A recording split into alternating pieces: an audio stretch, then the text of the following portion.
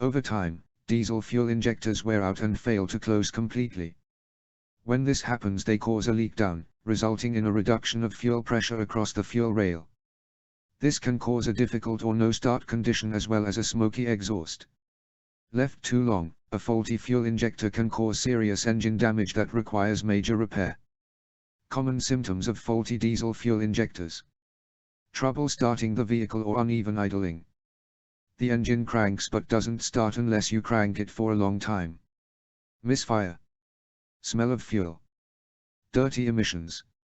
Increased fuel consumption and poor miles per gallon.